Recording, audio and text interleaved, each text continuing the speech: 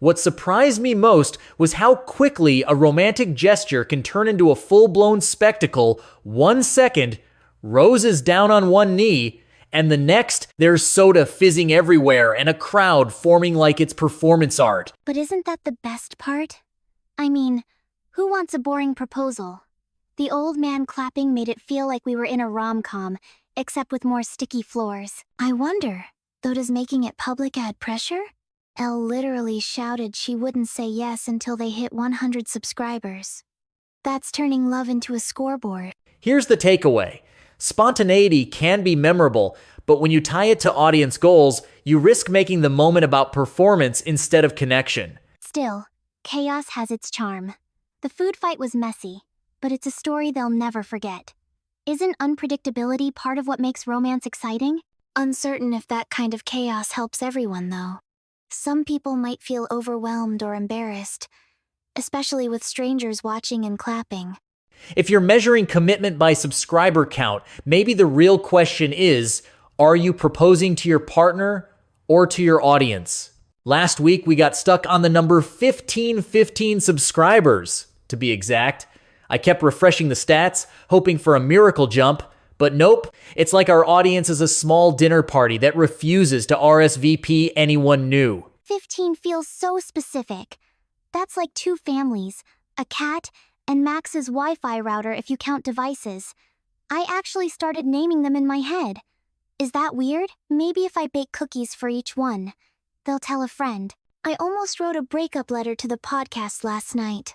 I know it sounds dramatic, but when you put so much heart into something and the numbers barely budge, it's hard not to take it personally. Does anyone else feel that? Here's the takeaway. We're measuring ourselves by numbers, but maybe that's missing the point. I mean, what if those 15 are actually listening all the way through? That's more engagement than some shows with hundreds who tune out after 2 minutes. But what if we're just talking to Max's router and a bunch of bots? I checked our average listen time is 23 minutes, which is actually kind of impressive for our length. Still, I want to see that number climb. Is it greedy to want more? Uncertain. I keep wondering if we're supposed to care this much. If we didn't, would we still show up every week? Or is it the hope of growing that keeps us going? I partly agree, but I think ambition is healthy as long as it doesn't crush the fun. Maybe our next move isn't about chasing numbers, but about making something those 15 can't help but share. Only after 2 iterations, we realized that Max's snack obsession could actually become a running joke, but now Elle's dramatic ultimatum has taken it to a whole new level. Here's the takeaway.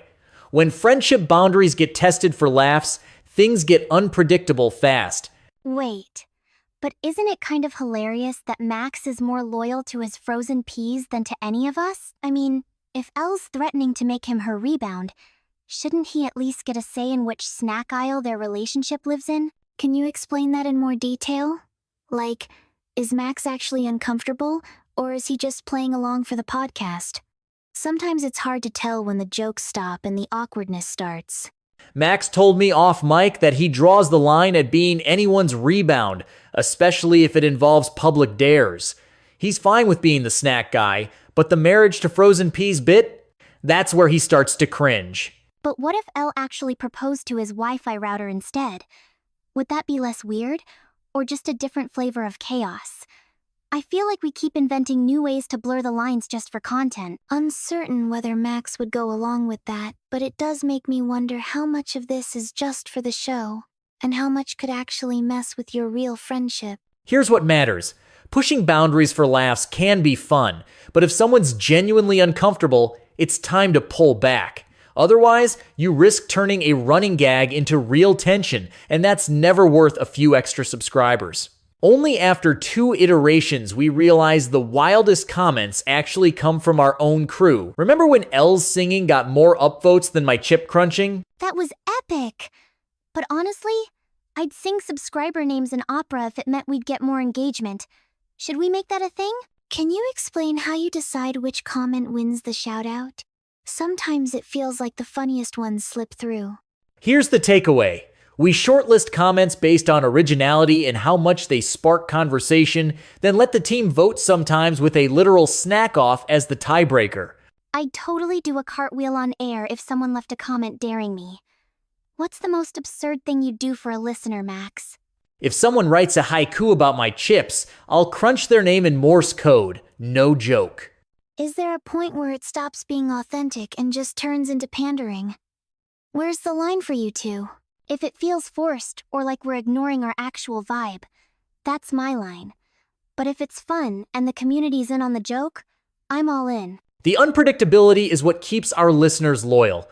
Letting them shape the chaos makes every episode feel like a live event. Only after 2 iterations we realize the real constant isn't our schedule or our lineup, it's Max's Wi-Fi holding everything together while the rest of us spiral. But if chaos is our brand, does that mean we have to keep inventing new disasters?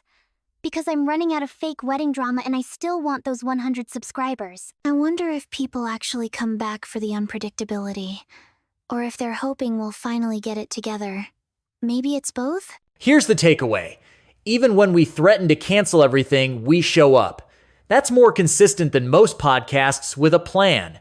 Except, if we ever do get those 100 subscribers, I'm demanding a real wedding cake, drama, and all. Otherwise, what's the point of all this chaos? Uncertain if we're building something lasting, but at least we're honest about the mess. That's rare, and maybe that's what matters. Whether it's staged weddings or Wi-Fi miracles, thanks for sticking with us through every unpredictable turn. If you're here for the chaos, you're in the right place, and who knows, maybe next time we'll surprise even ourselves.